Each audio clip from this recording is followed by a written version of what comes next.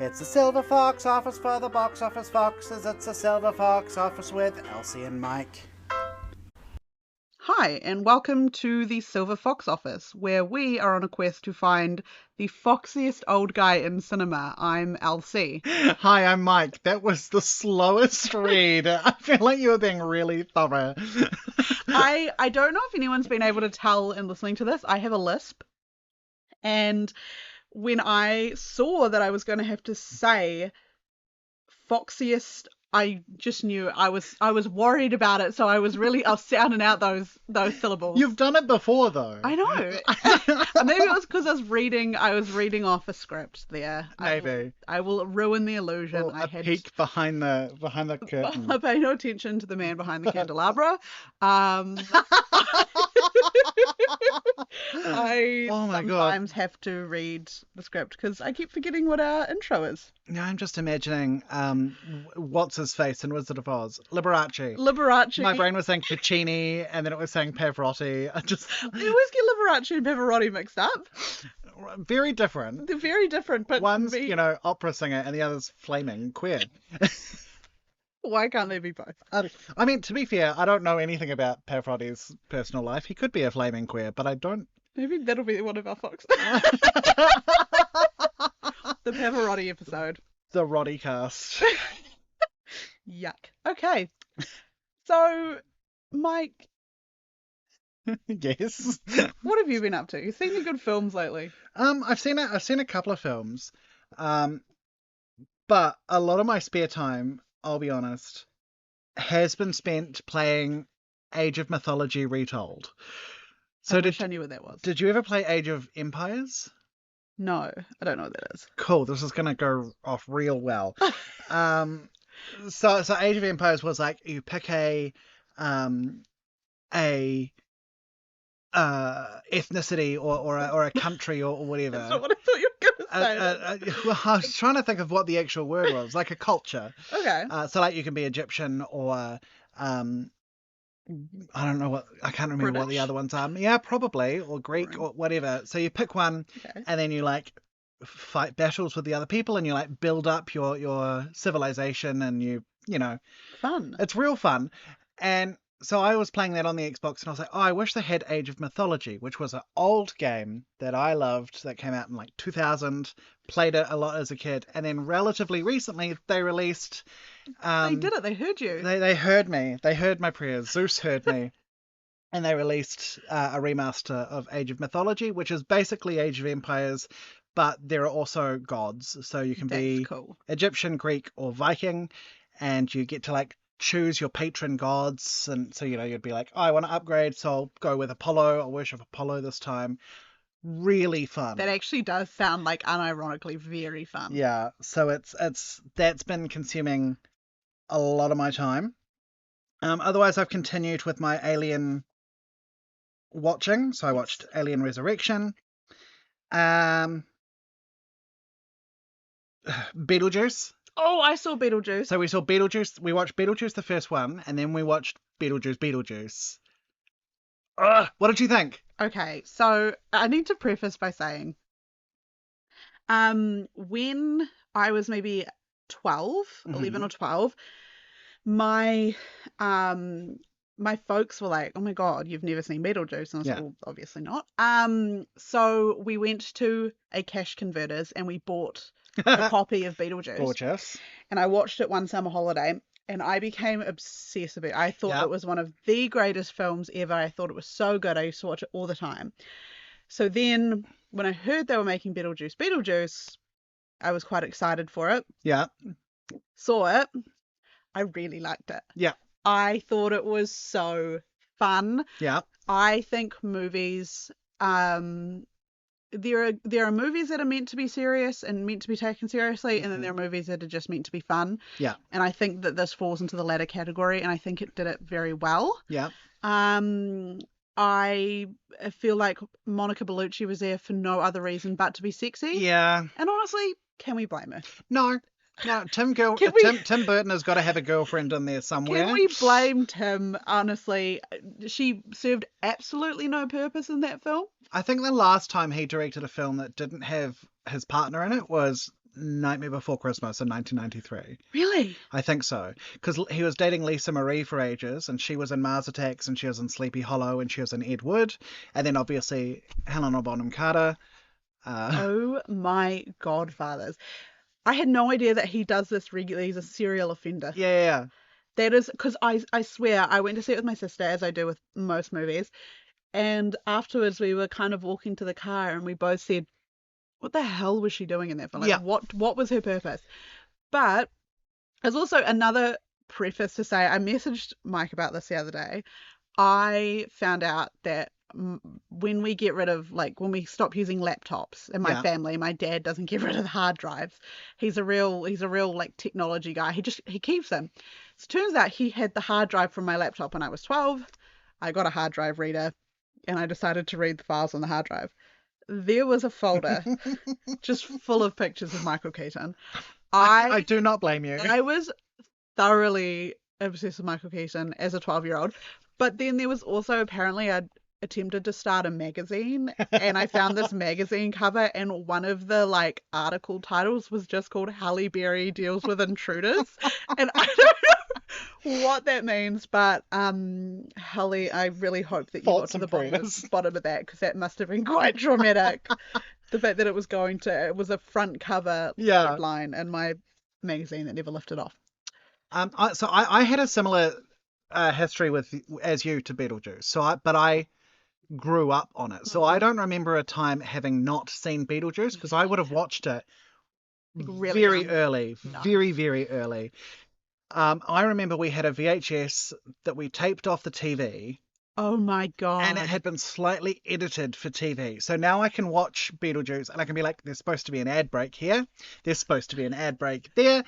Edited for TV, like, did they cut out certain scenes? There was one thing that they cut out. What was it? Beetlejuice kicking the tree and saying "nice fucking model" and then grabbing at his crotch. So the first time I bought it on DVD when I was maybe 12, 14, whatever. Bought it on DVD, and the first time I heard him say "nice fucking model," I gasped. I was absolutely horrified. Can I say something a little bit crooked? Sure. Him saying "nice fucking model" and grabbing his crotch had a formative impact on my. Were you like, maybe I'm the fucking model? I tell you what, I was becoming a teenager. That had a really big impact. Was it the crotch grab? I think it was. Yeah. I think I can actually, unfortunately say I think I was attracted to Beetlejuice, You like just him discovered in the costume. something about yourself. That is unfortunate, because I was like, well, maybe Michael Fox could be a future Michael Fox? Michael Keaton. Jesus, Michael Keaton could be a future Fox, but we wouldn't be able to have Beetlejuice because yuck. But no, I guess I'm. You know what? There's no limits. There's nowhere I won't go. I forget how depraved you are as a human being. I when I tell people I don't have a type and I will find literally anyone attractive, you just give me a chance. I mean it. I think the second film, I really liked Jenna Ortega as an addition to the film. I really like Jenna Ortega as is. Like, you could put her in any film and I would probably be like, I'm glad she's there. But I think she just fit in so well with Winona Ryder, Catherine O'Hara. Like, she was really fun. I think one of my main problems with the film, so I liked it. I didn't like it as much as the first one's a 4.5 star for me. The first one is, I love it. It's out of any league. Like, it's so good. I gave Beetlejuice 3.5, right? I think I gave it a 4, which is still positive. Yeah. So, but I think there were just too many storylines, and I think there was a lot going on. It would have been better if they had just either focused on Monica Bellucci, or the Ghost Boy storyline. That was crazy. But I think either of those is interesting and juicy enough to have been fleshed out and be the story. I feel like Monica Bellucci, I feel like there was really something, there could have been something there with her character. Like, you got a little bit of a backstory to Beetlejuice, but it wasn't fleshed out. And then you got, her reappearing, you got a little bit more of the backstory. So if they had really stuck to it, that could have been a cool storyline. Instead, she was just there to be sexy, which, once again, not a problem. I'm not going to argue.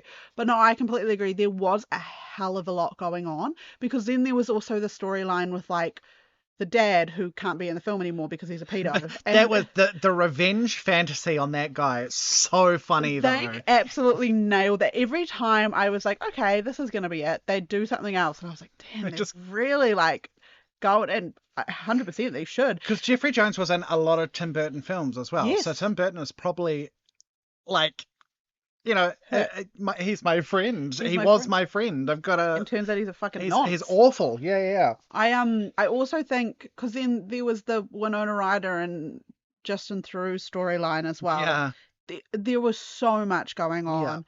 Yeah. But you know what I was pleasantly surprised about? There was enough callbacks to the original film. Yeah. Without making it without making it too cheesy. The only thing I thought didn't quite work for me was the Left the Cake Out in the Rain song, because they were trying to call back to the Deo like musical sequence, and it just didn't work for me. I was very confused as to why they were doing.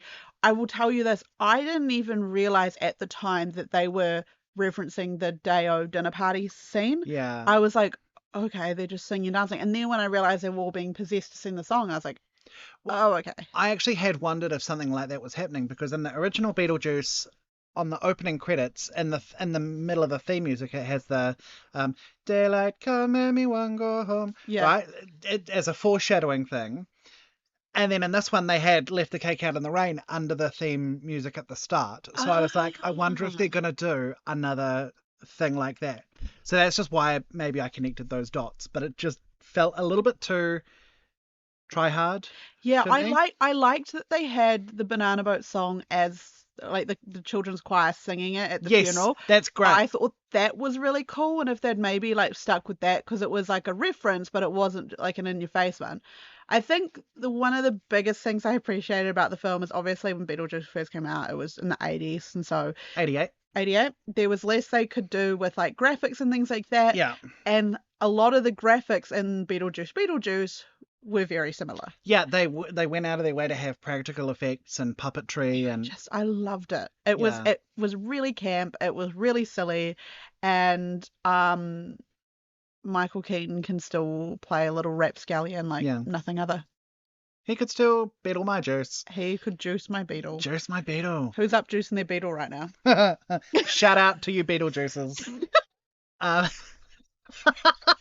I hope you find Jesus. Michael Keaton, if you're listening, put the costume on. Cool. I actually was like, I wonder if I could get a striped costume like that.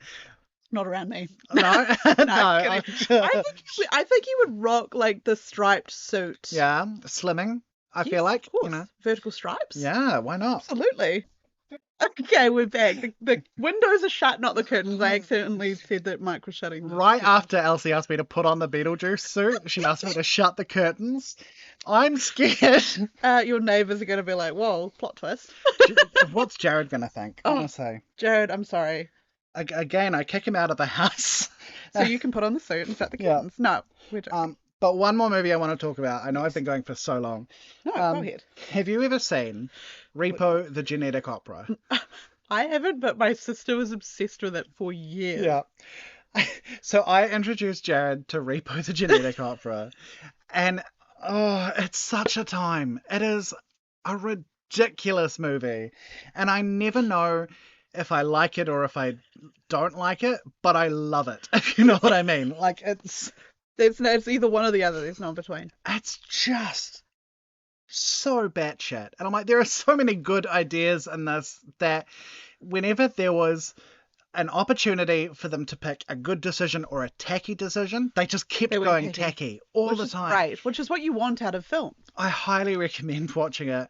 I might have to, actually. I don't highly recommend it because it's good. I just highly recommend it. Everyone just has to watch at least once in their life. Yeah. Jared, it's a musical. It's sung through. And Jared beforehand was like, oh, so do you like the music at least? And I was like, I don't know how to answer that. I'm listening to it, but I'm very confused. I can sing most of these songs off by heart, but I don't know if they're good or if I like them. But I can sing them. A film or a musical doesn't have to be good. No. It just has to be. It just has to be. It just has to be. Shout out to you. No, I was going to say something mean, but I won't. What have you been watching Well, Other than Beetlejuice. other than Beetlejuice, once again, I feel like I always come to these things and I'm like, it's not a film, but I recently watched this documentary. It's a true crime documentary. It was on TVNZ Plus if you're in New Zealand. If you're not in New Zealand, you're going to have to Google it. I'm so sorry, I can't help you. It's called The Body Next Door. Oh, okay. And it was so good. So I unfortunately am victim to like the whole sitting down to watch something and then just going on my phone. I don't know if you should say you're a victim when talking about true crime. I'm not that kind of victim, but I am guilty. You know, watching this documentary, I feel like I too was victimized. And I feel like I was guilty. No, I often will just go on my phone because I'm the worst and like social media's ruined my attention span. But I sat down to watch The Body Next Door and I was captivated. Okay. It's like 3 episodes. Yeah. About an hour long each episode, I think. And it starts in Wales. It starts in a very small town in Wales that I can't pronounce because there's absolutely no rule of pronunciation. I think it was called Bather. It was spelled BEDDAU. Double D. And they said that double D is pronounced TH. Does anyone remember Ed, Ed and Eddie? Yes. I was obsessed with double D. I was absolutely obsessed with, like, Michael Keaton level obsessed with double D. Really? Yeah. You and every straight man on earth obsessed with double D. We love double D. When I say show me your double Ds, I mean show me your Ed, Ed and Eddie character. Yeah. I'm apathetic to double Ds, but Ed and Eddie was okay. I found out that apparently in Welsh a double D is pronounced TH. Right. Which makes no sense. So Ed, Eth and Eddie. Ed, Eth and Effie. God, yeah. Effie Trinket. What was I talking about? Oh yeah. It starts in Wales and it ends up in New Zealand. Okay. It has like New Zealand connections. It's very, very good. I actually highly recommend it. It's so crazy, and the whole way through I was trying to be like, this is the answer. No, it's this. This is the plot twist. I love that.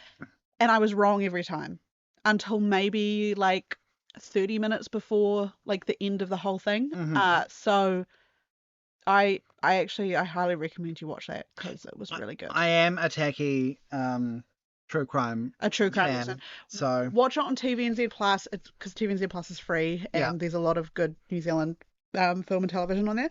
But yeah, I've been telling everyone I know to watch it because it's really good. Enthralling. It was bloody crazy. I was there the whole way. And otherwise I haven't really watched, other than film for this podcast, which I can't talk about yet. We'll get I haven't really been watching a lot else. I've been a bit lazy on it. But I want to go see, I think next week my sister and I are going to go see Speak No Evil. Okay. Which I found out is the remake, I think it's Blumhouse remake of, I think the original Speak No Evil is like a Danish film. And I read the Wikipedia synopsis for it. Great. And it sounded absolutely terrifying. But Speak No Evil is a remake, so it's likely to be less scary. But James McAvoy's in it. Oh. And he's so sexy. I feel like this is definitely ringing a bell. It's like the ads are out, like the posters are around at the moment. And it looks really good. So hopefully by next episode, are you proud that I didn't say next week? I'm so proud of you. This is growth. This is growth. I'm finally getting there. So hopefully by next episode, I'll be able to say I saw Speak No Evil, and it was either good or bad. Either way, James McAvoy's there. He's a good man. He's a sexy man. He's a sexy man, and I really hope they let him keep his accent. I haven't actually seen any of the trailers, so I can't tell if accent on, clothes off. Yes, 100%. That's my one rule. For everything, really. Everything. It makes work very uncomfortable. Every meeting, she's like, right. Accents on, guys. No, that's incorrect. I'm appropriate in the workplace and I can be trusted. Can be trusted with a full-time job. Please keep me employed. Please. Ah. So. Great. So, if you've listened to us before, you probably know, but just if you are a new listener, starting on episode 4. That's crazy if you're starting on episode 4. If you're starting on episode 4, maybe they really like our fox. Yeah, you're absolutely correct. It could I just would be a I would Fox go thing. through and listen to So anyway, our oh my lord, I've lost it. Our criteria? Our criteria, thank you. Our definition of a silver fox is someone that is older than 45, Yum. which is generally the main rule, I would say. Yeah. Older than Probably hardest 45, rule. silver hair or grey hair or greying hair or has been grey or could be grey, Could be grey one day. has been grey in a dream. It's maybe they dye their hair. Maybe It's- under certain lighting that could be grey. Maybe after a really stressful situation, they've gone a bit grey. Okay. Either way, and non-gendered. That's how They're not fox- allowed to have a gender. They're not allowed to have a gender. Under no circumstances. Must be non-binary. No, we would love a non-binary. I'd love it. I feel like finding actors at the right age Yeah, I feel is a like struggle. We should do some research and we find it should on. do research because maybe it's about people discovering their identities later in life, which would be very cool. If you have, please send us any non-bino fox Yeah. recommendations. We'd love to cover a non-binary fox. Yes, we would. Yeah. But yeah, so they can be of any gender. We welcome any and all, We just love the hot old people. as long as they're fuckable. Fuckable and elderly. That's all I care 45 about. is also so not elderly. It's not at all. It scares me so bad. This is like the time when I asked Jared what he thought middle-aged was, and he said like 39, and I'm 33. I was like, excuse me. 39. As soon as I pointed out that I was 33, he swiftly backtracked. Middle age to me has to be like 45. Well, there we go. Surely, right? Because if Because like if you the put that average is together, like it's 90. if the average is sort of 80, Yeah. I think 40 to 50 is probably going to be your middle-aged. Yeah, it depends. It depends on who you are, I guess. Different strokes for different folks. Anything older than 50, 1 foot's already in the grave. anything under the 40s, 1 foot's in the womb, I guess. 1 foot's in, I don't know. 1 foot's in a stocking. Your mum, The I other guess, one's- is the The other one's in a slipper. a slipper. 1 foot's in a slipper, the other's in a cute little club heel. Represent the young and the old. I feel like all people wear slippers. I don't know. Yeah, I wear slippers. Yeah, I left my slippers at home. It's fine. One of my slippers is right there. Oh, I don't know where the other one is. well worn. Thank you. It is a well-loved slipper. I don't know where the other slipper is. Yeah, that's that's what's quite concerning. alarming. Oh, there's a sock there. There's a too. sock. My house is not clean right now. I have put no effort in. We're about to move. Exactly. In a couple of months. Okay, so if that's what a silver fox is, then what happens is Mike and I will decide on actor. Mhm. So last episode Episode. was my pick, Michael Shannon. If you haven't heard the episode, definitely go back and have a Yeah. listen. And at the end of that, Mike announced who his fox would be. So that's his fox today. Yep. And then what we do is we go away and we each watch a film where we think that fox is at their foxiest. Mhm. So we think it doesn't even have to be the best film. The film can be a total shitter as long as they were undeniably sexy in it. Yep. And then we come back and whomever's fox it is goes first. Yes. Yes, goes first. And they say, my film is this. Then the other person says the film. And then sometimes, if it's Jeff Goldblum, which is our second episode, go ahead and listen, we sometimes get the same film. Yeah. It's not out of the question. We've also, like you say, we can pick a shitter if we want to pick a shitter. But I think so far all of our films have been good. Like, they've been good films. I don't think I've rated anything under a 4 that we've had so far. I think it's just, we're just really good at picking films. We also have exquisite taste. We do have very good taste. Yeah. And also I feel like the foxes that we've had so far haven't actually been in, like, objectively bad films. I feel like there's probably... Steve Buscemi hasn't been in I Now Pronounce You Chuck and Larry. Yeah, but I feel like he was held hostage on that set. Yeah. I feel Steve Buscemi probably had a wider range of shitters that we could have got into.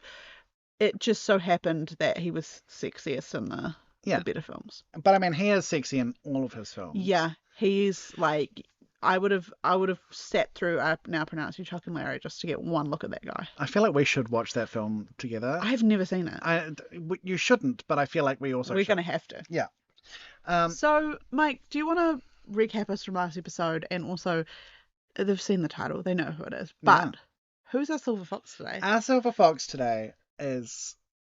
I went full English breakfast. Eggs, mushrooms, sausage.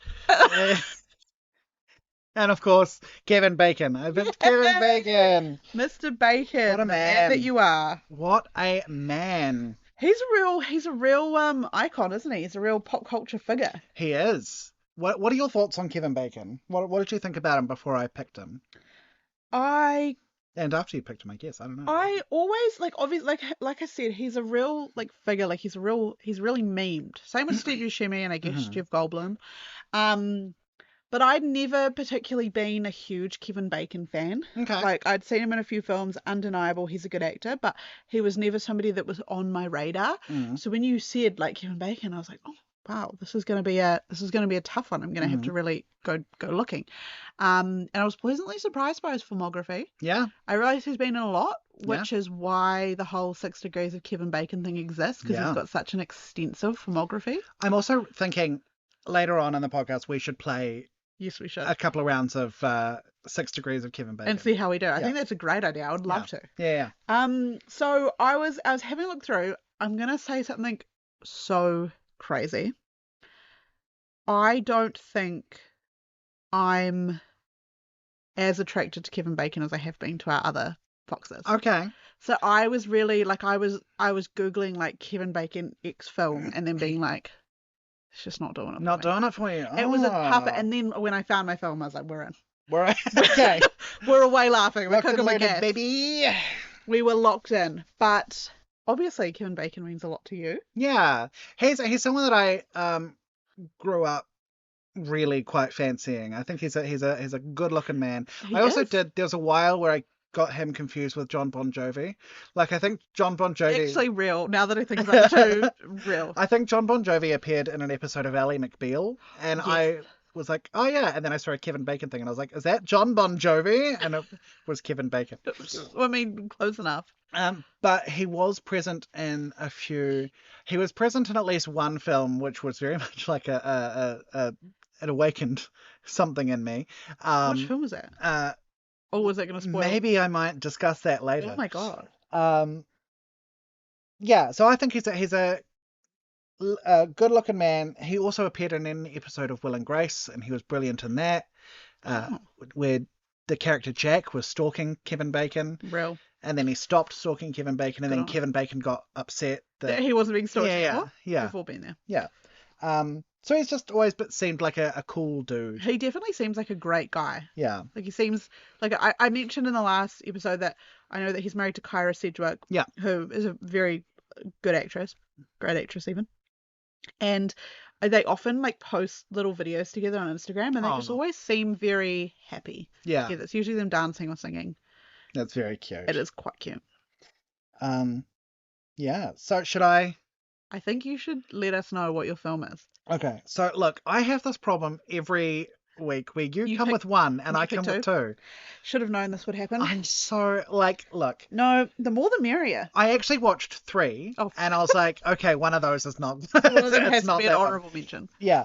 But it's not. It's not an honourable mention. I watched They/Them, which is a horror movie set at a gay conversion camp. Oh my god. And Kevin Bacon is in it, and it's from like last year or the year before. Oh.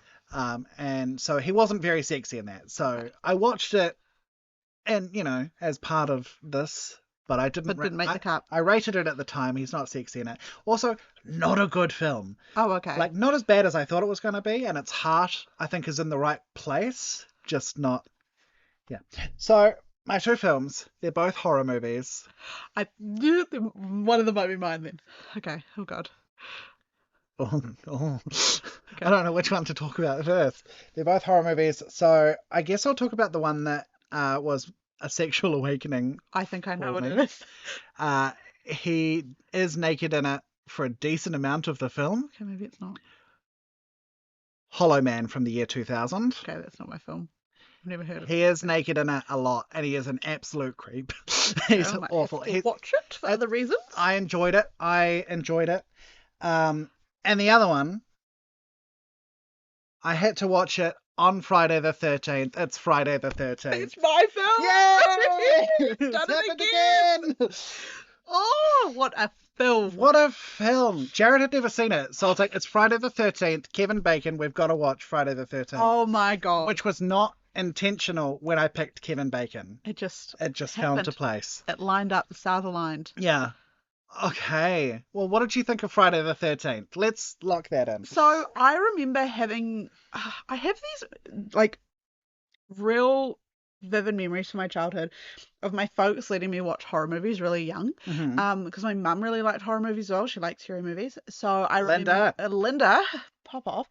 I remember watching Nightmare on Elm Street really young. Yeah. And also like Halloween and things, and I think that's why I've such a fondness for scary movies now. And you're generally more of a Halloween girl than a Friday the 13th. I am the biggest Halloween Michael Myers. Michael Myers means so much to me.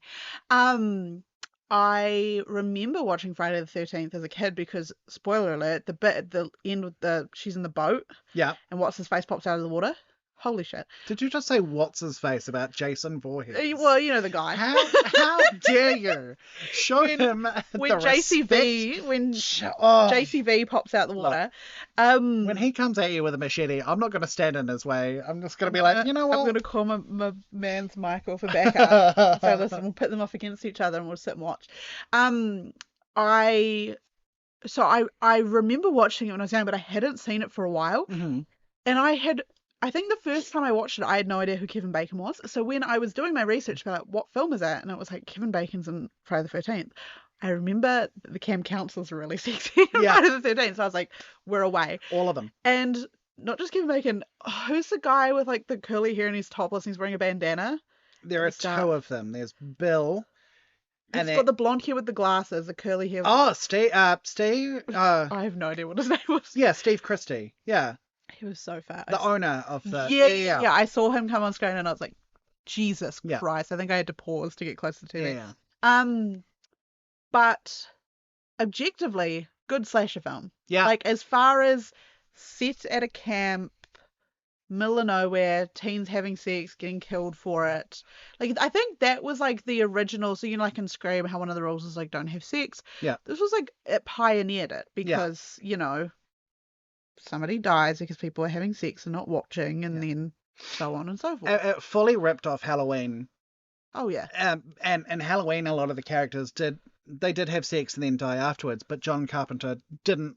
That wasn't a reason for it. It wasn't a reason. Friday the 13th was the one that cemented that as a rule. If you have sex, you'll die. And I get why in Friday the 13th they're dying for having sex, because, you know, it all links back to like, you weren't watching, you weren't doing a job.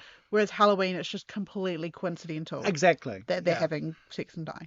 And then Scream obviously plays off of that fact. But I thought, as far as slasher films go, as far as like, what did we say last time? Like, is it like the core four? I feel like there's like Nightmare on Elm Street, Friday the 13th, Halloween, and then what, Child's Play? Child's Play, I'd say. Yeah. So it's like, as far as the core four, it's a good film. Yeah. It's 100% up there. I think Leatherface is another one that you could probably... Texas Chainsaw, maybe it's like a core 5 type thing. Yeah. I think that it's good. I think the original, there are some of the other ones that came after it aren't too bad, but I think I'm really an originals purist type person. So I thoroughly enjoyed it, and I thought Kevin Bacon was very cute in it. I'm a Friday the 13th fanboy. Like you, I would have watched them too young. Yeah. I remember watching Friday the 13th and Nightmare on Elm Street probably around 11. Yeah. Halloween not too much later, actually. I didn't watch Halloween until I think I was probably in my teens. Yeah. I have distinct memories of watching Nightmare on Elm Street around Halloween time. Yeah. As a young person, like literally sitting on the floor in front of the TV watching it and being absolutely shit scared of Freddy Krueger. But I definitely didn't watch Halloween until I was a bit older. Yeah. Whereas I remember being really excited for Freddy vs. Jason to come out, which was 2003. And I couldn't go see it in the cinema because it was an R16 and I was 12. And so I know that by that stage I'd already known and loved them. Kelly Rowland's in. Yeah, And she says that crazy line. She just drops. The actress / singer, improved a gay slur beginning with F. Like, it was so random. The writers were horrified. They were like, we really hate the fact that that's in there. It was the director that was like, yeah, keep it in. But the fact that she improved it to begin with. It was... And even Robert Englund, who plays Freddy Krueger, was like, that was so offensive. That was also like, it was because he was wearing, and I quote, to quote her, a Christmas sweater. Yeah. Like, okay, first of all, also don't love the use of the term, considering like canonically Freddy's like a pedophile. Yeah. So don't love the connotations that were being made there. I had once again distinct memories of watching Freddy vs. Jason in a motel unit on a holiday.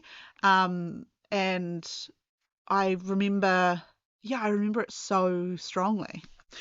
But I love that movie. It's quite a good one. I love the whole franchise of Friday the 13th. It's a comfort watch for me. I will put on one of the movies and just putter around the house, do another thing. So, somebody's getting murdered in the background. You're like, oh, ASMR. Yeah. Oh, there goes John. Rest in peace. But they are really comforting and cozy for me. And I think there is a thing for cozy horror. Well, that's of like that time frame in a camp, That's me with Halloween. I will watch the original 1978, then the 2018 retcon one, then Kills and Ends. Yeah. I know people feel very strongly about Kills and Ends. I just think that those four together to I me. think they're fine. And then I'll watch pretty much all of the Nightmare on Elm Street ones, except for Dreamwalkers. And like there are high points and there are low points, as with anything. As there are in any franchise, and even the low points, with the exception of Jason Goes to Hell. The final Friday, which is, I only watch it in a completionist view. I get no joy from that one. Horrible movie. Is Jason X when he goes to space? Yes, and that is my favourite, and I swear to God I will fight you. Elsie. I think it's very iconic to send him to space. Look, it is so dumb. It's one of the most stupid. But what did I say at the start about Beetlejuice? Sometimes a film doesn't need to be good. It just needs to be fun. And it's a hell of a lot of fun. They don't take it too seriously. There are some great kills. It's awesome. And I love it so much, in fact, that I made Jared watch it with me. I was like, let's watch Jason X, honey, when we were relatively early days. And I was like, oh, what did you think? And he was like, it's fine. I was like, you haven't seen that one before? And he goes, no, I haven't seen any Jason film before. And I was like, what? So the first Friday the 13th Jason Voorhees film that Jared watched was fucking Jason X. It was his introduction. If I had known, I would have done things differently. If you had known, you would have shown it to him earlier, I think. And in fact, that's the only Jason film he's seen. And until you watched Friday the 13th recently, it was the only. Oh my God, imagine that. Imagine that's your only favourite reference for Friday the 13th is the one where they send him to space. We were supposed to go last October. There was a Friday the 13th in October. And Roxy was showing Friday the 13th Part 4. Okay. Which is one of the better ones. Okay, because I was going to say that's a random one to choose, but if it's one of the better ones. It's the best or the second best, depending on how I'm feeling. And we had tickets to go watch it. And then we got COVID, so we couldn't go. So he's still never seen it. He's never seen a good Jason film. Well, he's seen Jason X, and arguably that's the most important. And he's also like, I don't like slashers, and I think that's my fault because I've only shown him. How are you guys been together for so long? He doesn't like slashers. I know. It's fine. I watch those by myself. How good's a slasher? Sorry? How good's a slasher? I love a slasher. What's the other one that I think of the same? Oh, Sleepaway Camp. Oh, we've talked about Sleepaway Camp before. What a time! Oh, what a film! Do not spoil it. I feel like everyone should watch Sleepaway Camp. Everyone has to watch it for the first time without knowing anything about it. That's a good one. However, I've said it before. One of my favourite quotes that I still quote regularly is from that film, where he says to the other guy, "Eat shit and live." I think it's a great quote, and I am very fond of it. Yeah. So the other film you watched was Hollow Man. Yes. What's this one? I've never heard of it. So Hollow Man is from the year 2000. Kevin Bacon plays Sebastian Kane, a Right? What a name. What a name. A fuckable name. That is a fuckable name. So Hollow Man is, Sebastian Cain. He's a really smart scientist. He works in like an underground bunker with a small team. One of them is Elizabeth Shue, and the other is Josh Brolin. Oh my god. Yeah. And basically they're working on creating invisibility. And Sure. so they can turn someone invisible, and it works with a gorilla named Isabel. Love her. She's a queen. Love her. And they try. The problem is bringing them back from being invisible. Because having an invisible gorilla sounds like really taxing. Yeah. Not Really not the hectic. best time. You'd have your hands full. Yeah. I'd imagine. Where's that bloody Isabel? I can hear her. And yeah, so then Sebastian decides to be the first human person to try, This is and so The Fly. they struggle to bring him back, and it affects his mind. So he goes naked. He's naked all the time. He's invisible a lot, but he is naked all the time. Look, if you pause it just right. Is it like Fargo 1996? So, no, actually, you don't need to try that hard. Okay, hold on. Keep talking. I'm going to go on a website that should be sponsoring us right now. They also can see with like heat goggles. Oh. So you do see him naked. Through infrared. Through infrared. Oh, what a guy. It's great. It's very good. Is it a good movie? I love it. I love it very much. I don't think it was received very well, but for 2000, I think at the time it came out, the special effects were lauded. Okay.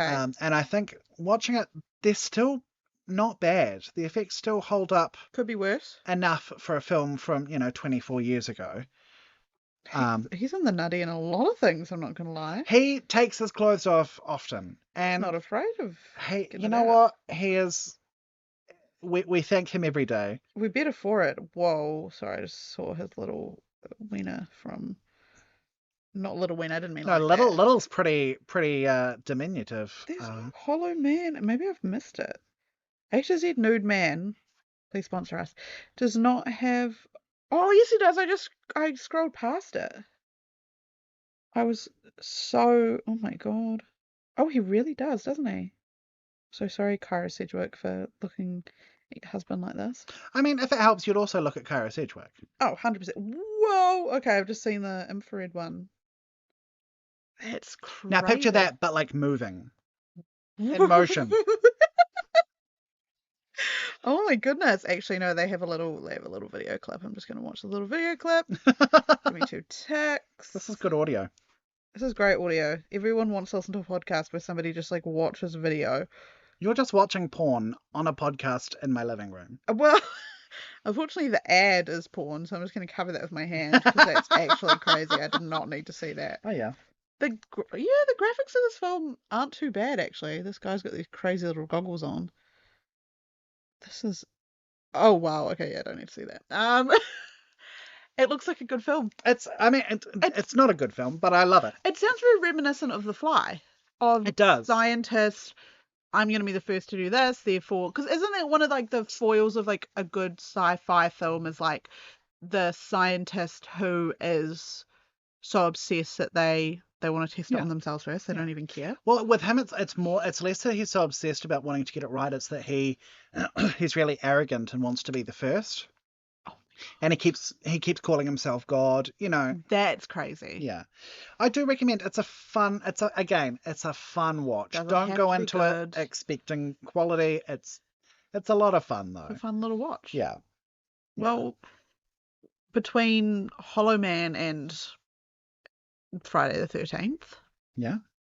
I think I was finding when I was looking for films for him, I think I don't want to say I prefer him. That sounds weird. I think I was more of a younger Kevin Bacon fan. Yeah. He had a real like boyish, roguish charm about him, which would lead me on to say honorable mentions. Mike, did you have any honorable mentions that didn't make it? Stir of Echoes. It's a horror movie from 1999, probably more of a thriller. Stir of Echoes. Yeah, to be fair, I haven't watched it in a super long time, but I remember him Being being hunky. being a bit hunky in that one.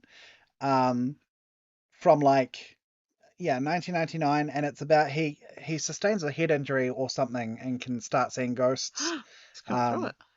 Yeah, I remember it being good. I haven't watched it recently enough to fully recommend it, but I enjoy. I'm sure it was. I remember enjoying it, and I remember him being quite hunky in it.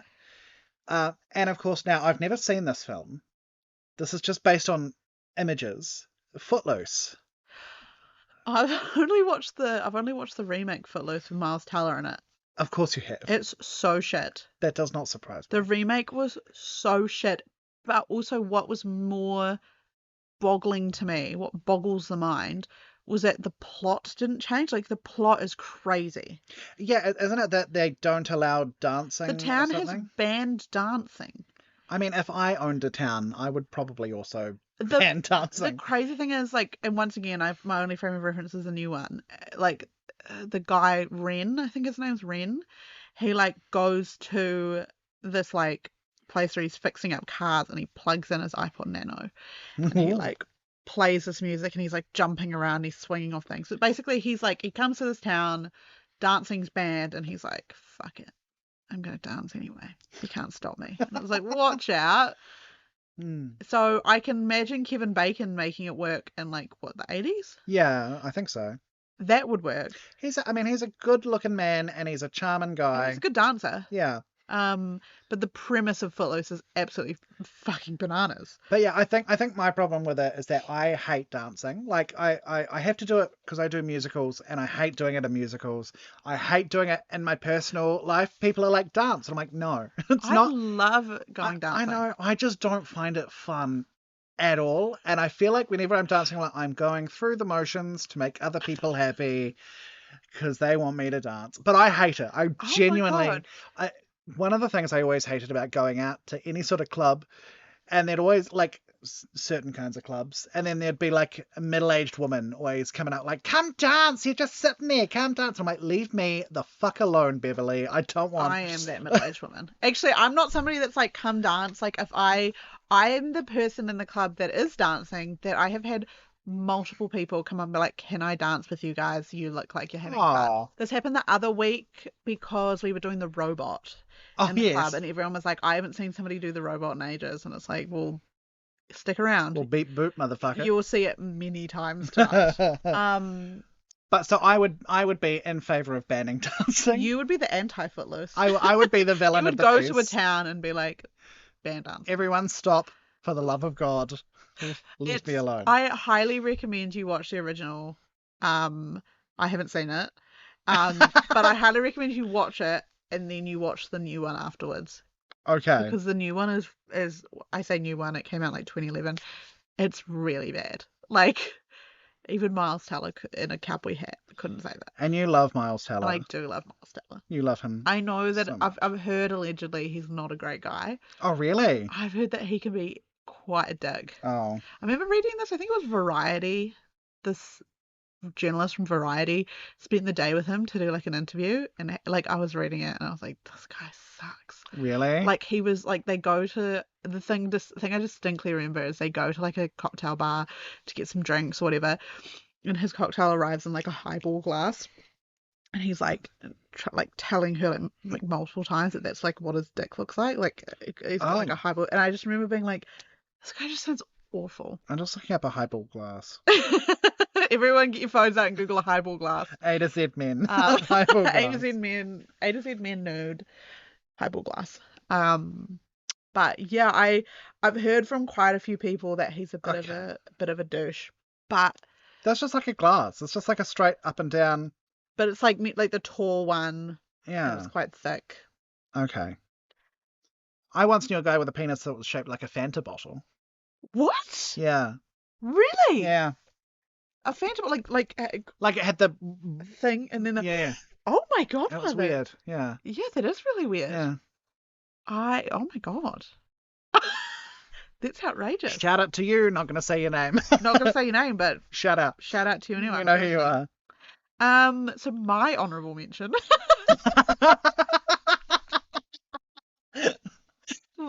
mention does not. What if I involve- poured you a glass of Fanta right now? And a would you highball feel? glass? Oh my god. Get me a Fanta and a highball glass. My honourable mention was Crazy Stupid Love, where he plays David Lindhagen. I think I went from like one end of the spectrum to the other, where he's like younger and Friday the 13th. I'm about to say Fantastic Fridays at 13th. I don't know what that is. But then he plays like a hot older guy in Crazy Stupid Love. He plays David Lindhagen. And he's like in the film because he's like sexy. And I'm pretty sure Steve Carell's like wife sleeps with him or something like that. Oh. I can't remember. And Ryan Gosling punches him in the Okay. face. It's quite sexy.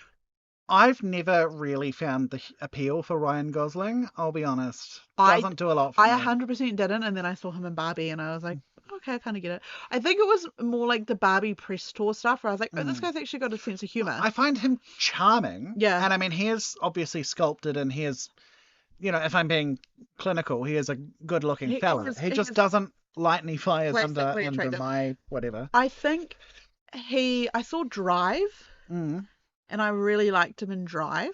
I thought he was quite good there. But no, I completely agree. I had never been somebody that, because I remember there was like that period of time when everyone just went on Yeah. about how attractive he was, and I was always like, eh. And even when he got announced as Ken, I was like, Yeah. okay. But also, I don't know who I would have cast otherwise as Ken. No. I think he was a good And then, yeah, I watched Barbie and I was like, okay, Yeah, he was great. I get it. And I think it's because he's got a sense of humor. Yeah, exactly. He's I also started watching A Place Beyond the Pines, which he's in with. Is it about Chris Pine? No, I wish. Do you remember the Don't Worry, Darling press tour and all that drama? Yeah. Do you reckon that Harry Styles did spit on Chris Pine? In my dreams, he did. And you were watching I through the was cup chair? there.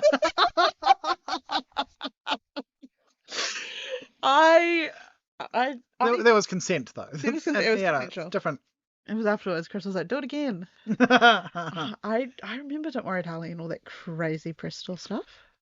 just seemed like such an unhappy time for The everyone. film sucked. I haven't seen it. I just don't. I paid money to go see it. I went Oh, on I'm an sorry for afternoon. your loss. It was fine because I got like a popcorn and a Diet Coke, so it was like, Oh, worth I it. still had fun. But I remember watching it and being like, Florence Pugh, Who? your best friend, No idea who the fuck that is. Mike's best friend, Florence Pugh.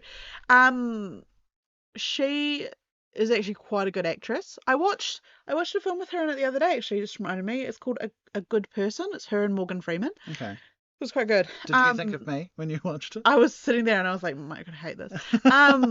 She's quite a good actress, but I was watching when I saw Don't Worry, Darling, I was like, it's almost there. Like it's almost there, but unfortunately, and I can say this, I was a massive One Direction fan from like 2011 to like 2016 or whatever.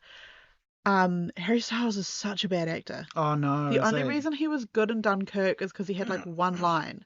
Right. And he was like meant to be British, just some British guy. So it was fine because it's just who he is. He was so bad in Don't Worry, Darling. And it was like, even though he was really hunky and whatnot, what I did appreciate for Don't Worry, Darling is they had Nick Kroll in like a serious role. Interesting. And I quite like Nick Kroll. I think he's hunky. But yeah, it was just, and then also it totally got overshadowed by all that, like, the drama and behind the scenes. Everyone hated each other, and Harry Styles was fucking spitting on Chris Pine and didn't ask if we wanted to watch. Like, It's so rude. So like I'm worried, darling. I I'm would like worried. to see it. Chris Pine, woof, Woof. a wooga, woof woof. What a man. Yeah. Anyway, So do you think we should do some degrees of bacon while I we're think we while should. we're here? So I think how do we you think should. this should work? okay, I think that like I could give you. I've got this up in front of me now. Oh, you do? Is there like an actual There's game? yeah. Okay, perfect. It's not really a game, but it's just like you enter another actor and it shows you how many. So do you maybe want to guess how many degrees there are? Yeah, that sounds fun. So are you gonna pick like another actor and then say to me, this is the actor, how many degrees there are? Yeah. Or do we want to do it like, oh, that might be more difficult because I don't think I know Kevin Bacon's filmography that well. Because I was gonna say That's actually a good point. we could give each other like 2 films or two actors and be like connect them together. Oh. Okay, let's do that. Okay. So like Kevin Bacon and then another actor and see if So we can get it up. just if you don't know what degrees of bacon just to be clear, is that there's a theory that every actor is only what is it? Is it 2 degrees of bacon or I something? think it's about the two's the average. Yeah, they're only a couple of degrees difference from Kevin Bacon. So, for example, if you went Steve Buscemi, for example, you could say Steve Buscemi was in. I've painted myself into a corner here. No, haven't actually, I've got him on the. I'm putting him on the website now. Let's find out. Steve Buscemi. Let's find this out. Steve Buscemi has a bacon number of 2. That's a bacon number. Steve Buscemi was in Rising Sun with Peter Crombie, who was in My Dog Skip with Kevin Bacon. Yeah. So everyone has a bacon number. So for another example, just so we can make sure we get everyone, I'm going to do Jeff Goldblum. Oh, love it. Love Fox to see number it. 2. Goldblum has a bacon number of 1. Jeff Goldblum was in Tour de Pharmacy with Kevin Bacon. What the hell is that film? Not a clue. I've also never heard of Rising Sun or My Dog Skip either. I've heard of both of those. Okay, so let me think of an actor. It's been an actor you know. And So not Florence Pugh. not Florence Pugh. I think this is a good one. Okay, you have to guess the bacon number and potentially the films of Angelica Houston. Angelica Houston to Kevin Bacon. What do you think her bacon number is? And for bonus points, can you guess what the films are? And the other Okay. actors, if there are any. Okay. Surely Kevin Bacon and Brad Pitt have been in something together. I'm going to guess 3. I'm going to guess a bacon... No. Bacon number of 2. Correct. Angelica Houston has a bacon number of 2. Okay. So that means that there... Okay, so she'd be in a film with someone else who was in a film with Kevin Yes. Bacon. That's what that means. Okay. So, she's been in... Oh, I bet there's something with Shark Tale. Heaps of people are in Shark Tale. Am I wrong? Am I totally wrong? I don't know. Well, the one that it's given me, it says find a different link, so that must mean that she has multiple. The one it first gave me was she was in the Perez Family with Marissa Tomei, who was in Live in front of a studio audience, All in the Family, in Good Times with Kevin Bacon. But she was also in the Darjeeling Limited with Bill Murray, who was in She's Having a Baby with Kevin Bacon. Ah. Oh my God, she has oh my God, she's got a Reba McEntire one. Oh. She's in so many. She's got multiple 2 bacon number connections. I'm going to give you... Okay. Oh, Nathan Lane. Okay, I'm going to give you someone. Okay. Oh, God. Who do I want to give you? I'm trying to figure out how hard I want to make this. I'm going to say Will Ferrell. Oh, Jesus. Will Ferrell and Kevin Bacon. I'm going to guess that Will Ferrell has a bacon number of 2. Correct. Oh, he does. Okay, what was he in with somebody? Is it like... So I'm going to be honest, I clicked find a different link a couple of times to find ones that I think would maybe know. Do you want to know what it is, or do you want to guess? No, I feel like I'm not going to get it. Will Ferrell was in Austin Powers, The Spy Who Shagged Me, with Rebecca Romijn, Oh my God. who was in X-Men First Class with Kevin Bacon. Kevin Bacon. Rebecca Romijn is a crazy connection. I actually have just one more honourable mention that Yes. I've just thought of, and I just want to say Tremors. I've never seen it. Tremors is great. He's very sexy in Tremors. It's about earthworms, Oh. like big sandworm type things. Okay. It's a Timothy horror Chalamet. comedy type thing. It's great. Reba, Reba McEntire's in it. yeah, That'll be the connection that Yeah, I have yeah. with Reba. yeah, that's what made me think of it. Tremors. Do you have any facts about our Fox? Fox facts. Fox facts where we Time for list Fox facts. facts about. So my favourite way of doing this is just going on the Fox's Just having a look. trivia section of their IMDb page, because all of them suck. Yeah, I feel like I always find random websites that just have real naff facts, and that's what we're doing. I feel like the bacon number has got to be a fact. That's gonna be a fact that Retroactively. everyone has a bacon number. Yeah. I wonder what my bacon number would be. I've never been in a movie, so my bacon number would be 0. Well, I have been. You probably have a bacon number. No, because I don't think anyone that I've worked with has worked with. I don't know, maybe. They might have worked with somebody that's worked with somebody that's worked with somebody. You could have like a Maybe. bacon number of like 11. 50. Did you know he's a distant cousin of Robert Redford? No, I didn't. They're related distantly. His middle name is Norwood. Oh, Kevin Norwood Kevin Bacon. Norwood Bacon. I'm so sorry, Kevin. That's unfortunate. He lost an undisclosed amount of money in the Bernie Madoff scandal. I did know that. Um, Apparently, so his dad was an architect and city planner for Philadelphia. oh, He was often referred to as the father of modern Philadelphia, and he was on the cover of Time magazine in November 6, 1964. yes, he was Edmund Bacon.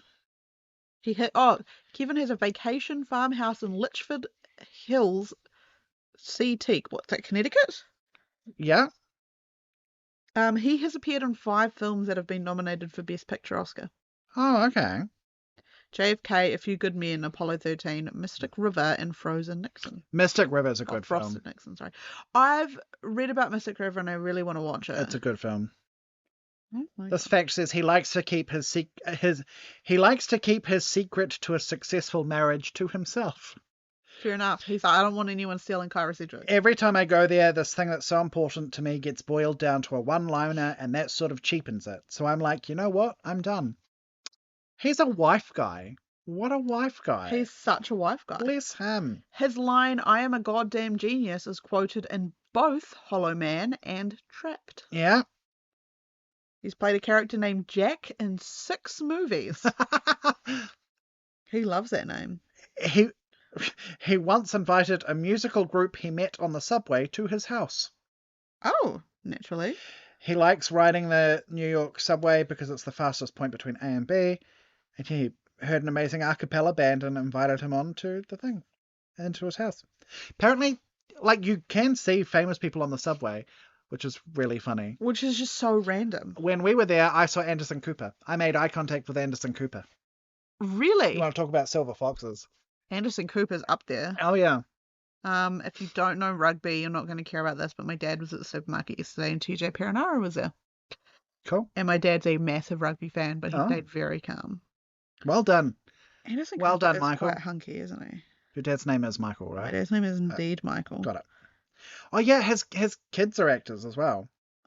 God. His daughter Sosie was in Sosie Bacon. Smile? Was she in Smile? Yes, I think Yes. she was. She was, maybe. if that's who I'm thinking, she was excellent. Sosie Bacon. She's very beautiful. She was really good. That was a good movie. I have not seen it, actually. I missed it. Oh, Kyle Gallner's in it. He's really good. He was in... Oh, what's that? The Haunting in Connecticut. Have you seen Haunting in I Connecticut? have. He was in that. I remember him distinctly in that. Scared the shit out of me. Is that the one where, like, the ectoplasm comes out of the mouth? I'm pretty sure that's the one. I think I had that on DVD. Naturally. I had a huge DVD collection. I used to rent a lot of horror movies from the DVD store, but always obviously had to give them back. And I remember getting there was this horror movie called The Uninvited. I don't know if you've seen it. If you haven't, I highly recommend it. It had a formative impact on my childhood. I'm looking it up. Almost as much as Michael Keaton grabbing his crotch. Uninvited. I think it's got Emily Browning in it. Yes, it does. It's And Elizabeth Banks. yep. No, I've got it in my want to watch list. I haven't God, seen it. You apparently. have to watch it. I highly recommend. I watched it with my sister and my mum when we were young, and we still have like inside jokes about it because it freaked us out so much. What a film! So I have a question for you now, Oh, Elsie. God. Yeah. Your fox. Your beloved Kevin Bacon in your movies. Movie. My movie. Does Friday he 13th. fuck? Well, canonically, yes. Yeah. He gets one in before he dies. That's kind of why And he it looks dies. like it's satisfying to both parties. Yeah, she was making a lot of noise. Yeah. She was Like- having fun. Lots of soft whimpering. Yeah, there was a lot of whimpering. But he was very silent. He was not even making a peep. No. She was peeping a lot. And if I was peeping a lot and my partner was really quiet, was not peeping, I would feel... I'd be a little bit scared. I'd be so I'd be self-conscious. like, why am I the only one peeping right now? I mean, this should be a two-peep party, This, you know? this should be dual peep action. Not a peep from him. So canonically, yes, he fucks, and I think because like we've said in previous Does This Fox Fuck punnets, because it's Punnett Square. Yep. It's fucks and knows what fucking is, or doesn't fuck, doesn't know what fucking is. He definitely lands on fucks and knows what fucking is. Fucking can also just be like a state of being. I think he ticks all the boxes there. Yeah. He was a sexy guy in the 80s. Yeah. He was a camp counselor in a horror movie. Yeah. Of course he's fucking. And he died, so he has to fuck. He Yeah. has to be if fucking. If he's dead, he's fucking, except for Jason Voorhees. He doesn't count. Because he died. Except for what? Jason Voorhees. Oh, well, yeah. He doesn't count. He died but didn't fuck. No. But he doesn't, he doesn't count because he's like the instigating. Yeah, he's the instigating death. He's a catalyst. Yeah. Oh, did you know that one of the other people, the guy who dances around in the Native American cultural appropriation stuff. Yeah, and it was really weird. Yeah, that's Bing Crosby's son. Oh! Yeah. Bing Crosby, super conservative, hated horror films. Bing Crosby. I heard he used to bing his wife around as well. He was that doesn't surprise abusive. me. Yeah, so yeah, his son was in Friday the 13th. And he was dancing around in a very offensive headdress. Yeah. I bet Bing loved that. Yeah, probably. It's like, aha! Cultural appropriation. He said, you win some, you lose some. The family business. What? He appropriated Christmas. He loves a white Christmas. Bing Crosby, his voice is incredible. His ethics are lacking. Correct. You're Hollow Man, and well, obviously we had the same film. Yeah, and I agree with you on Friday the 13th. He fucks and he knows what fucking is. And I would say in Hollow Man, he also fucks and knows what fucking is. He's so arrogant, cool guy. Yeah. Like arrogant but charismatic, you know. Ooh. He's arrogant, but he has a reason to be arrogant, and you're like, I kind of understand why. It would appeal. Yeah. So even though he gets creepier and creepier as he goes on and more deranged, I still say he's fucking. He knows what it is, and he's fucking a lot, and it's probably adding to his mental instability. Is that he's locked in a underground bunker.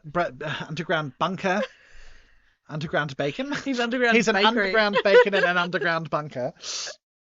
And so he's probably not fucking as much as he would like to be. He wants to be fucking more, but he can't get it because he's locked away. Yeah. Fair. Yeah. I agree. I haven't seen it, but I agree. Are you going to? Do you think? I think I probably will. I need to watch that, and I need to watch your Michael Shannon film from last time, Bug, and also Shape of Water. Yeah. I need to watch both of them. I mean, I need to watch your... I can't even remember what Nocturnal it was. Animals? Yeah, that one. Yeah, you do. You need to watch Fargo 1996 for another time. I'm just going to keep watching it. Keep watching it. So I think this is a good time to bring up our accounts on the lovely Letterboxd. Yeah. If you don't follow us on Letterboxd, you can. Mike, what's your username on Letterboxd? My username on Letterboxd is OneHatMadder, OneHatMadder. That's also my name on Instagram if you want to follow me personally on Instagram. What's yours? For God's sakes. My Letterboxd username is all one word, Dixie Normus 69. DIXIE NORMOUS 69. Dixie Normus 69. You can follow me on there and see my hot takes on film. Mike, what are you giving? We'll start with Hollow Man. What are you giving Hollow Man? Hollow Man. Look, it's not a good film, but it's a fun film. And I always struggle with these on whether I rate it based on the quality of the film or based on how much I like it. And I think based on how much I like it, I'm going to give it a 3.5. Okay. I'm thinking about a 4, but I think I'm going to lock in a 3.5. That's pretty good. That's where solid. I should be. But I am also going to give it a like. You know how you can give it a little heart? You're going to give it a like. A 3.5, and I'm going to give it a like. That's Pretty high praise. That's me. What about you? What are you giving Friday the 13th? Friday the 13th. Well, the fact that I just call it Friday when I was trying to search it up. Friday the 13th, 1980. You know, it's a good film. I've watched it. I think I'm gonna give it 3.5, which seems low considering how I rate things. But I think as far as like those core slasher films go, it was a good film. Yeah.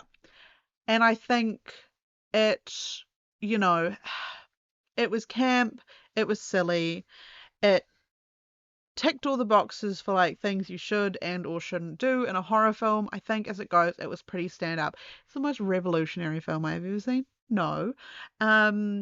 And I think that, and maybe this is just because I'm such a Halloween fan that I, am rating it a bit lower, but I think 3.5 is still pretty good. Nice. It's a good film. I'd recommend it to others. Hmm. What about you? What are you giving Halloween? Halloween. What am are I you giving Halloween? Friday the 13th. So, I think, like I was talking about before, marking it in terms of enjoyment or quality. Yes. With the Friday films, I rate them based on how I feel about them in the franchise. So I only rate them comparing them to other Friday films, because I feel like it's a franchise that I just love too much that I can't be super subjective and compare it to outside influences. So it's kind of self-contained for me. So with that, it is by no means the worst in the franchise. Fuck no. Not at all. It's also not the best in the franchise. I would say the best would be either part 4 or part 6. Okay. Or Jason X. But Jason X is very good. Jason X isn't the best, but it's my favorite. It's the most fun. Yeah. It's the most memorable, one might say. So I think for Friday the 13th, it is a good slasher, but spoilers, because it's not a Jason Voorhees film. True. It is not what I want from a Friday film most of the time. True. That's a really good point to make. So I'm also going to give it a 3.5. It is good, but it's not what I want from a Jason film. It's lacking on Jason. I think Jason Voorhees makes the other films. But Betsy Palmer as Mrs. Voorhees is a queen. Iconic. I think, and everyone knows that I'm depraved. Yes. I think something that makes the slasher films is having a man that's like 6'4", wearing a mask. Yeah. Being unstoppable. I think that's part of the appeal. Yeah. And if the film doesn't have it, why am I watching it? Exactly. I just, looking at my letterboxd, I realised that I watched another film not too long ago. Yeah. And I just have to bring it up because this was crazy. I watched this film called Incoming. Yeah. It's on Netflix. It's quite new on Netflix. Basically, it's about a bunch of teenage boys who are at 15 that are starting high school. Yeah. And they go to their first high school party. Right. I love like a raunchy teenage comedy. Yeah. Like there's a movie called Blockers, and it's about kids going to prom and they want to like lose their virginities, and so their parents, played by John Cena and Leslie Mann and Ike Barinholtz, try to stop them. Very funny film. So I was like, okay, Incoming will be something similar to that kind of. Incoming was so bad. Oh no, really? It was so bad. Like, have you seen the movie The Black Phone? Yeah. You know Finney? Is that the kid? The kid? Yeah. Played by Mason Thames. I think it's meant to be Thames in America, but because we're in the Commonwealth, Mason Thames. Yeah. And he is in Incoming. He's like the main kid. And he's like 7. I think he's meant to be playing like a 15-year-old. He's about 17 in real life. I don't know if it's just because I'm older, but it was a bit too raunchy for me, considering how old those kids are meant to be. There's a lot of stuff in there. There's one particularly really gross out scene where even me, like, I was like, oh, my stomach's like, but like I'm not with it. Funnily enough, the most unbearable scene was right at the end where Mason Thames' character decides to perform, I think it's Stevie Wonder's Signed, Sealed, Delivered in front of his whole school to try and impress this girl. Oh, Unwatchable. I literally had to roll over on my couch and just stuff my face into the pillow until Really? it was over. It was so bad. oh God, he couldn't sing it, or No, he was quite good at singing. It was just like, why are you performing in It's front just- of your yeah. whole school? You've just started in high school. This will get you killed. yeah, that's Um, pretty cringy. so if anyone's brave enough for it, go onto Netflix and watch Incoming. Oh, It was particularly bad. oh God. Yeah. But I watched the whole thing, and once again, I didn't pick up my phone once. I was so utterly captivated by Well, this that's horrible film something. that I didn't touch my phone once. I was locked on. Oh Jesus. Which is really funny because the Black Phone with Yeah. Ethan Hawke, Mason Thames is an incredible actor It's in an that. excellent film. It's a really, really good film. And Ethan Hawke, who's also in Sinister, Yes, I love Sinister. Ethan Hawke has got to be a fox on our list, surely. that man before Sunrise. Have you seen like the Before Sunrise, Before Sunset films? Maybe. Him and the no, little French no, chick? I haven't. No, I haven't, but I want to. Stop, you must watch. Ethan Hawke, as far as like horror films go, he's usually in a very good horror film. Yeah, He's very good in Sinister. Sinister was fucking I terrifying. love that movie. Black Phone, he is so awful. It's so good. But watching Black Phone, Finney was like, for me, he was one of the greatest like Yeah. horror movie heroes of all time. I was like, and it's so rare for like such a young actor to do such a good job, especially when you're up against like Ethan Hawke. Yeah, But he was great, and I really liked that film. I was expecting not to because it's Yeah. it's based on a short story by Joe Hill, who is Stephen King's son. I'd heard about that afterwards. And I love Joe Hill. I've got like, I mean, obviously I'm a big Stephen King fan, Yeah. but I love Joe Hill separate from that. Stephen King. He's such a good author in his own right, and that is from a short story collection, 21st Century Ghosts, Okay. which is such a good, Yeah. solid collection. And so I was really going into it expecting to not hate like it, and the movie was so good. It was I a loved it. very well done movie, and also I was like pleasantly surprised by the end of it because there was a bit towards the end, and I find it interesting that James Ransone is in it, and he plays the older Eddie Casbrack in the second Yeah. Andy Muschietti film. But I was right at the end there. I thought it was going to go so differently. Like I thought, like I'd made up my mind about the film. I was like, oh, okay, it's gonna be very sad, and it's and then it wasn't, and it was different, and it was just like the culmination of that end scene, everything. It was a brilliant film. Yeah. It's always I watch it a lot around Halloween. I think it's a very good horror film. Yeah. And I thought it had all the good aspects of like the 70s to 80s slasher, like the horror movie type things, without being like corny, considering it was like a newer film. Oh, I could talk about that film for ages, and Mason Thames is very talented in that. So I'm sorry, Mason, that I didn't like your frickin' incoming film. But you're probably not listening to this because I'm pretty sure I've rated this film explicit and you're not 18. I also don't want anyone under 18 listening to this podcast. Why not? I feel like they're surely a target audience. If anyone knows what it feels like to be... How we're speaking about these people, I'd be horrified if anyone under 18 is listening. You're dead right. Okay, so... Should we talk about our next Fox? I would...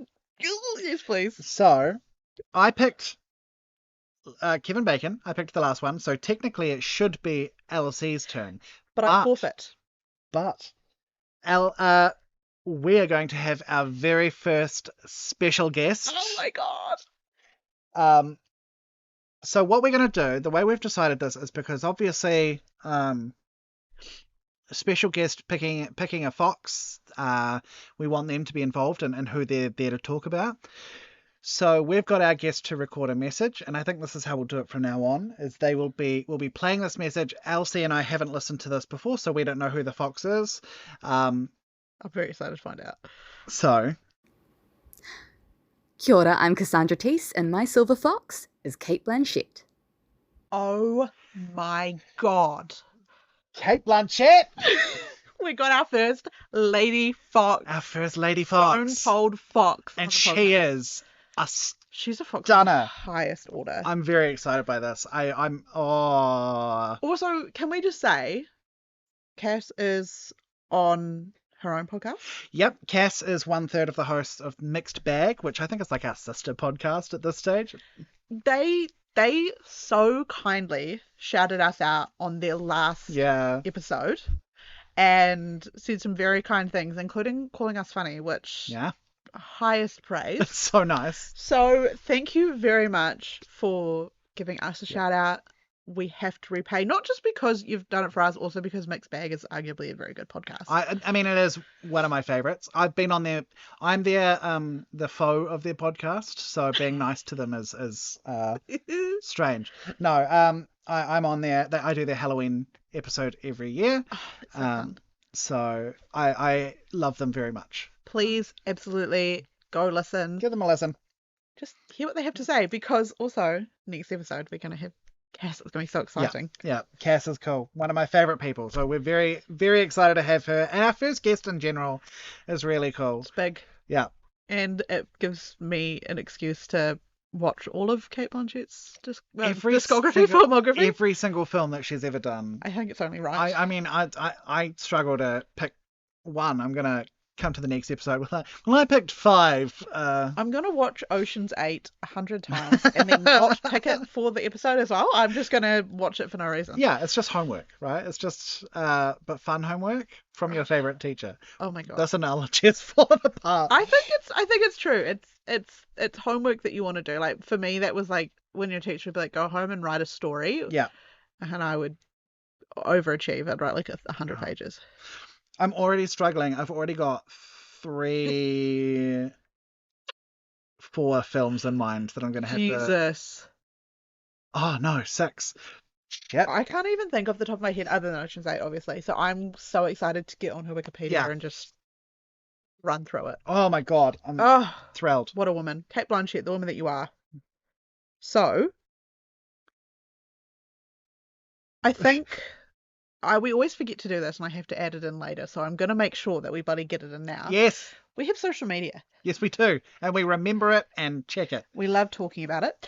So first of all, we have an Instagram. You can find us at the Silver Fox Office. Mm-hmm. Both Mike and I run that page, so if you flick us a message, one of us will respond. Yep. But also we have an email address, thesilverfoxoffice@gmail.com.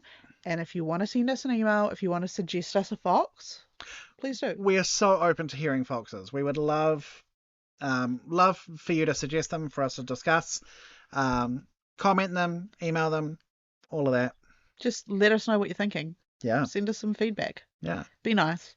I'm sensitive. She will cry. I'll cry. I'll send you a video, and I'll send you a video with tears. Yeah. That's what you'll get. So I'd be careful. Oh man, can you believe it? Oh, another one done.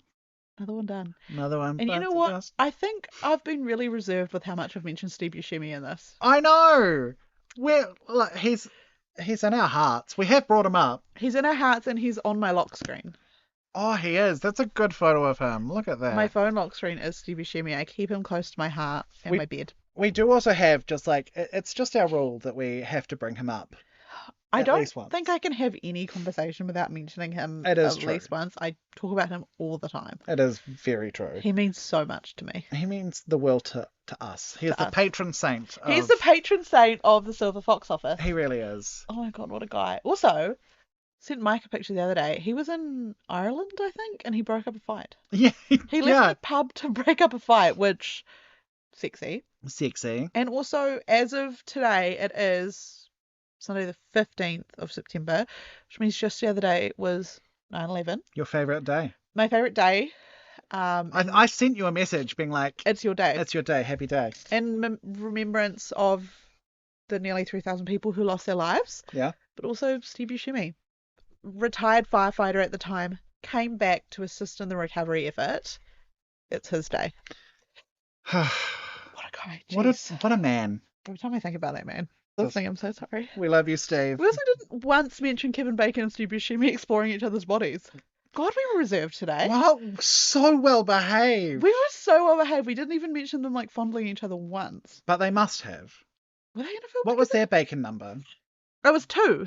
It was 2. Okay, so he's never been in a film with him. Maybe they've seen each other on an outing. Maybe. So maybe they haven't. Maybe that's something we can look forward to. Maybe we can ask them. If it hasn't happened, maybe it will, and now we can get an official invite. Also, I'm a big believer in parallel universes, so I believe that there's a parallel universe where anything is happening at any one time. So there's a parallel universe where Kevin Bacon and Steve Buscemi are making a podcast about us right now. Yeah. Naturally, there's a parallel universe where they're exploring each other's bodies right now. While doing the podcast, are they exploring each other's podcast? Podcast? Podcast. Podcast with Buscemi and Bacon. Oh my god, the podcast. Oh. Yes, they're exploring each other's bods on the podcast. That's what they're doing right now. In a parallel How would you make that like a consistent thing? Be like, oh, is this a new mole? You should get this checked. What do you... How do they do it? How are they exploring each other's bodies? Yeah, could you just like write it down for me to read later on at night? Yeah. Just I'll write you a fan fiction. detail. Yeah, thank you. Post it on the internet. If you want to, Fanfiction.com. if you want to submit us your fan fiction of any of our foxes, Oh my god, we would love to read your fan oh fiction. my god, Send your Steve Buscemi fan fiction to thesilverfoxoffice@gmail.com, please. who knows? If you do, we might read out bits. We of might it. do a dramatic reading. Oh my god, Who plays Steve Buscemi? Who plays Kevin Bacon? you'd have to be Buscemi. I'd have to be Bacon. Absolutely. Yeah. Do a dramatic reading of it. Oh my god.